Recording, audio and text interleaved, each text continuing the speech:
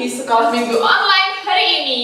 Asik sekali dengan Kak Maria Dan juga Kak Yunima dan Kak Sabto. Semangat ya untuk memuji nama Tuhan. Jangan hanya melihat saja, tapi adik-adik juga ikut bernyanyi dan menyiapkan hati untuk mendengarkan firman hari ini ya. Nah, siap kita nyanyi? Iya, kita akan bernyanyi. Hello, tetapi hello. Sebelum kita bernyanyi hello, kita mau berdoa dulu ya Kak Maria. Oh ya. iya. Karena sekolah minggu hari ini harus kita awali dengan berdoa. Ya, kita akan berdoa, akan Kak Yunima pimpin. Selamat pagi Tuhan Yesus, terima kasih Tuhan untuk kasih setiamu ya Bapa sepanjang hari ini. Tuhan, hari ini kami akan memulai ibadah sekolah minggu online GKJ Kudus. Kiranya Engkau berkati kami, anak-anak-Mu yang akan memuji, memuliakan nama-Mu dan mendengarkan firman-Mu. Terima kasih Tuhan Yesus, dalam nama Tuhan Yesus kami telah berdoa. Amin. Amin. Nah, adik-adik semuanya, mari kita bangkit berdiri, kita pujikan nama Tuhan dengan nyanyian Hello, hello, hola, hola. Kita beri salam dengan teman-teman kita ya. Bangkit berdiri, kita goyangkan badan. Ikuti Kak Yunima. Halo, halo, hello, hello, hola, hola. Apa kabarmu cucu-cucu? Halo, halo, hello, hello, hola, hola. Apa kabarmu? Semuanya senang, semua bersuka, sebab selalu ada Yesus. Jangan kamu sedih, jangan kamu susah, sebab Yesus besertamu. Kita pujikan sekali lagi adik-adik ya.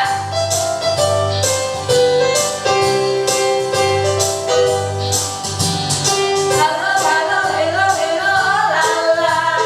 Apa kabarmu, cucu-cucu? Halo, halo, hello, hello, hola, hola. Apa kabarmu? Semuanya senang, semua bersuka, sebab selalu ada Yesus.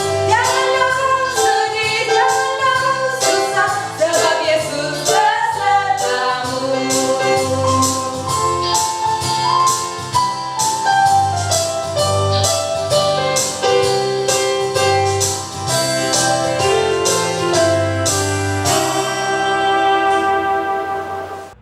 Shalom, adik-adik, anak-anak sekolah minggu GKJ Kudus.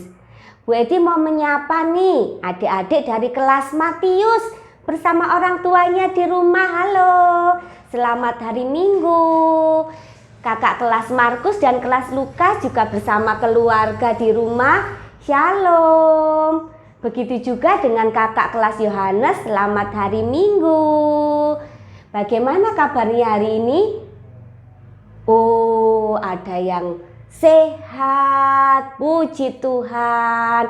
Hari ini kita mendapat berkat kesehatan, itu sudah berkat yang luar biasa. Oh, ada yang sakit hari ini. Oh iya, yang sakit tetap semangat mengikuti sekolah minggu karena memuji Tuhan itu juga merupakan obat. Sebelum kita mendengarkan firman Tuhan, adik-adik, mari kita berdoa terlebih dahulu. Semuanya lipat tangan, menundukkan kepala, pejamkan mata, kita akan berdoa. Tuhan Yesus, terima kasih untuk hari Minggu yang indah yang Kau berikan kepada kami. Terima kasih Tuhan untuk berkat-berkat yang sudah kami rasakan sepanjang hari ini. Terima kasih untuk kesehatan yang Kau berikan kepada kami, perlindungan, keluarga yang mencintai kami. Terima kasih Tuhan. Sekarang kami akan mendengarkan firman Tuhan, kami akan mendengarkan cerita. Kiranya Engkau hadir di rumah kami masing-masing. sehingga kami semua dapat beribadah dengan baik, bersukacita juga memuji nama-Mu. Terima kasih Tuhan Yesus, amin. Adik-adik, hari ini kita akan belajar tentang apa ya? Ada yang tahu? Hari ini kita akan belajar tentang seseorang yang bernama Yairus. Mari dibuka Alkitabnya. Kita akan membaca Alkitab dari Injil Markus 5 ayat 21 sampai 24 dan dilanjutkan ayat 35 sampai 43. Bu Edi ulangi, kita akan membaca Alkitab dari Markus 5 ayat 21 sampai 24 dan kita lanjutkan ayat 35 sampai 43. Adik-adik sudah menemukan? Yang sudah menemukan ayatnya, perikopnya, kita akan membaca bersama-sama. 1, 2, 3. Yesus membangkitkan anak Yairus dan menyembuhkan seorang perempuan yang sakit pendarahan. Sesudah Yesus menyeberang lagi dengan perahu, orang banyak berbondong-bondong datang lalu mengerumuni dia. Sedang ia berada di tepi danau. Datanglah seorang kepala rumah ibadat yang bernama Yairus. Ketika ia melihat Yesus, tersungkurlah ia di depan kakinya dan memohon dengan sangat kepadanya. Anakku perempuan sedang sakit, hampir mati. Datanglah kiranya dan letakkanlah tanganmu di atasnya, supaya ia selamat dan tetap hidup. Lalu pergilah Yesus dengan orang itu. Orang banyak berbondong-bondong mengikuti dia dan berdesak-desakan di dekatnya. Ayat 35. Ketika Yesus masih berbicara, datanglah orang dari keluarga kepala rumah ibadat itu dan berkata, "Anakmu sudah mati. Apa perlunya lagi engkau menyusahkan guru?" Tetapi Yesus tidak menghiraukan perkataan mereka dan berkata kepada kepala rumah ibadat, "Jangan takut, percaya saja." Lalu Yesus tidak memperbolehkan seorang pun ikut serta kecuali Petrus, Yakobus, dan Yohanes saudara Yakobus. Mereka tiba di rumah kepala rumah ibadat, dan di sana dilihatnya orang-orang ribut, menangis, dan meratap dengan suara nyaring. Sesudah ia masuk, ia berkata kepada orang-orang itu, "Mengapa kamu ribut dan menangis? Anak itu tidak mati, tetapi tidur." Tetapi mereka menertawakan dia. Maka diusirnya semua orang itu. Lalu dibawanya ayah dan ibu anak itu, dan mereka bersama-sama dengan dia masuk ke kamar anak itu. Lalu dipegangnya tangan anak itu, katanya, "Talitakum," yang berarti, "Hai anakku, hai anak, aku berkata kepadamu, bangunlah." Seketika itu juga anak itu bangkit berdiri dan berjalan, sebab umurnya sudah 12 tahun. Semua orang yang hadir sangat takjub. Dengan sangat ia berpesan kepada mereka supaya jangan seorang pun mengetahui hal itu. Lalu ia menyuruh mereka memberi anak itu makan. Amin. Ayat emasnya terambil dari ayat 34. Bu Edi akan mengulang ayat 34. "Hai anakku, imanmu telah menyelamatkan engkau. Pergilah dengan selamat dan sembuhlah dari penyakitmu." Puji Tuhan. Kita sudah mendengarkan firman Tuhan. Tadi firman Tuhan bercerita tentang ada seseorang yang merupakan kepala sebuah rumah ibadah. Nah, yang bernama Yairus. Yairus punya anak perempuan yang sedang sakit. Kemudian Yairus sedih dan dia berusaha mencari pertolongan kemana-mana. Tetapi si anak itu tidak kunjung sembuh. Kemudian Yairus menemui Tuhan Yesus. Bagaimana cerita selanjutnya? Yuk, kita akan melihat cerita tentang Yairus. Ketika Yesus kembali, orang banyak menyambut dia sebab mereka semua menanti-nantikan dia. Maka datanglah seorang yang bernama Yairus. Ia adalah kepala rumah ibadat. Sambil tersungkur di depan kaki Yesus, ia memohon kepadanya supaya Yesus datang ke rumahnya. Karena anaknya perempuan yang satu-satunya, yang berumur kira-kira 12 tahun, hampir mati. Datanglah kiranya dan letakkanlah tanganmu atasnya, supaya ia selamat dan tetap hidup.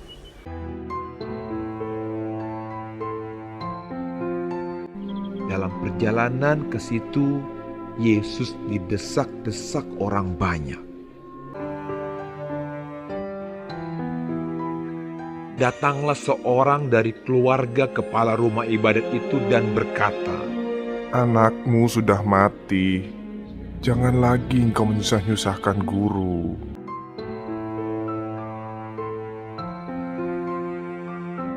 Tetapi Yesus mendengarnya dan berkata kepada Yairus, Jangan takut, percaya saja, dan anakmu akan selamat.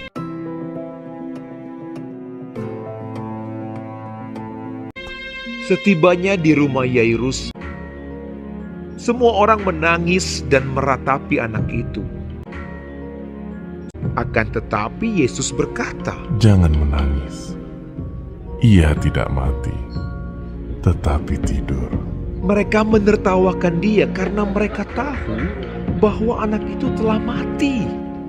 Yesus tidak memperbolehkan seorang pun ikut masuk dengan dia, kecuali Petrus, Yohanes, dan Yakobus, dan ayah anak itu serta ibunya. Lalu Yesus memegang tangan anak itu dan berseru, katanya, Talita kum, hai anak, bangunlah. Maka kembalilah roh anak itu, dan seketika itu juga ia bangkit berdiri. Lalu Yesus menyuruh mereka memberi anak itu makan. Dan takjublah orang tua anak itu. Tetapi Yesus melarang mereka memberitahukan kepada siapapun juga apa yang terjadi itu. Nah, adik-adik tadi sudah melihat cerita tentang Yairus yang mempunyai anak perempuan yang sudah sakit lama. Nah, tetapi tidak kunjung sembuh. Kemudian tadi apa yang dilakukan Tuhan Yesus? Tuhan Yesus mendatangi rumah Yairus dan mengadakan mukjizat. Dia membangkitkan anak Yairus yang sudah mati menjadi hidup dan hidup dengan sehat. Adik-adik, tadi Bu Edi tanya, adakah yang hari ini merasa sakit? Oh iya ada, bahkan ada beberapa yang keluarganya bukan kalian tetapi keluargamu, orang tua atau saudara yang kita kasihi saat ini sedang sakit. Apa yang kita rasakan saat kita sakit adik-adik? Badannya tidak enak, makan tidak enak, ya kan? Tetapi kita punya orang tua yang mengasihi kita kan? Apa yang mereka lakukan untuk kita saat kita sakit?